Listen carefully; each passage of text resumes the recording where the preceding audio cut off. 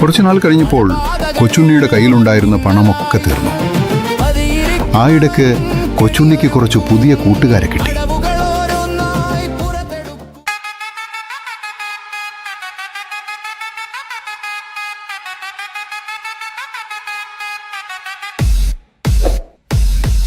അവരെല്ലാവരും ചേർന്ന് ഒരു കച്ചവടം ആരംഭിച്ചു.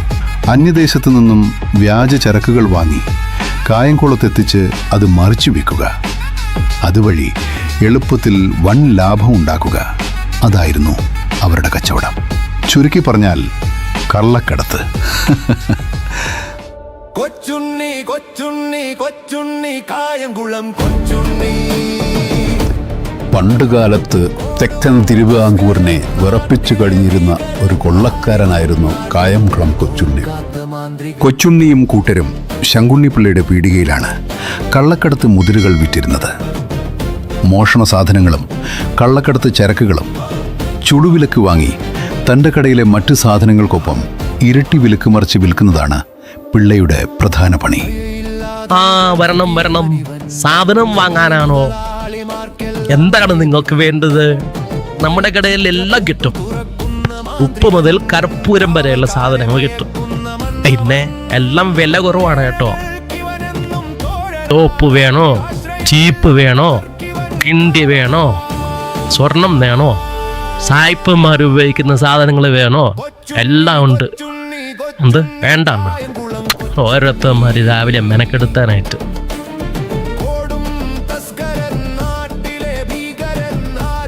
ഇതാരെ കൊച്ചുണ്ണയോ? ചെങ്കിടികൾ കൊണ്ടുള്ള കൂടെ. വാ വാ, കോള് വല്ല ഒത്തിട്ടുണ്ടോ കൊച്ചുണ്ണേ?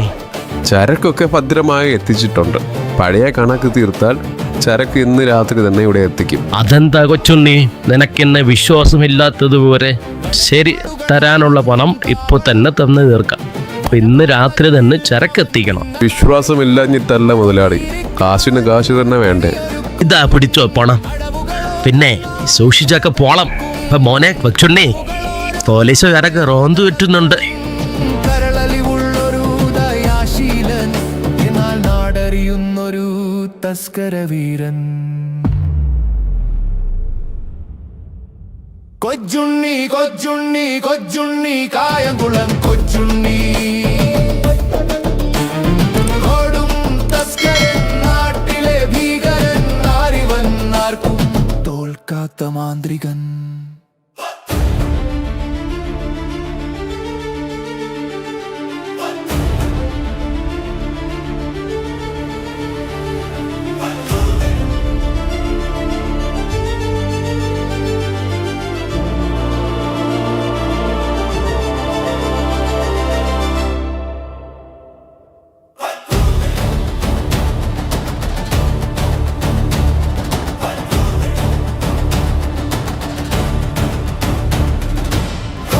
കൊച്ചുണ്ണി കൊച്ചുണ്ണി കായംകുളം കൊച്ചുണ്ണി.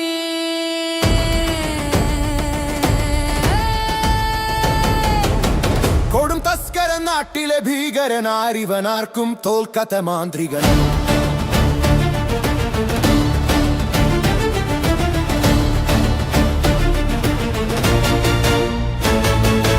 അടവുകൾ 18 പഠിച്ചവൻ, ചുവടുകൾ ഓരോന്നും ജയിച്ചവൻ, കുതന്ത്രങ്ങൾ വിനയുന്ന നരനിവൻ, നാടിനുറക്കം കെടുത്തുന്ന തസ്കരൻ. ഭയം തെല്ലുമില്ലാതെ വാണവൻ, മതം പൊട്ടി നടക്കുന്ന ഒച്ചയാ.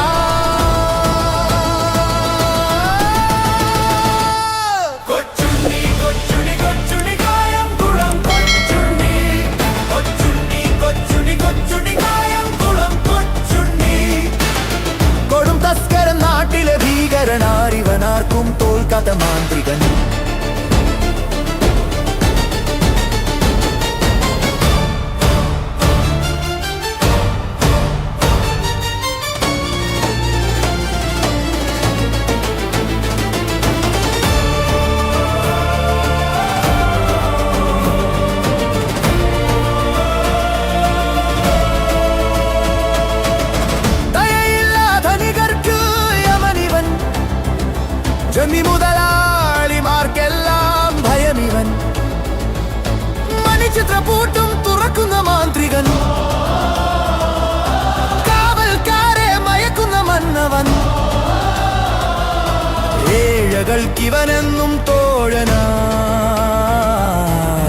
ആശ്രയമില്ലാത്തവർക്കിവൻ കാവലായി.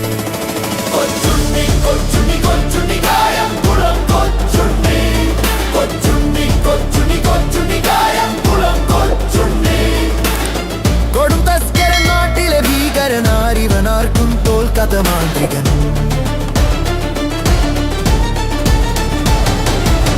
കൊടും കാടുകൾ അവനെന്നും കാവലം.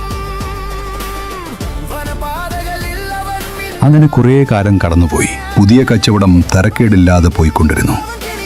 കൊച്ചുണ്ണിയുടെ മാതാപിതാക്കൾ അസുഖം ബാധിച്ചു മരണപ്പെട്ടു. മൂത്ത സഹോദരൻ മദിരാശിയിൽ പോയി. അവിടെ ഒരു ചെറിയ കച്ചവടം തുടങ്ങി.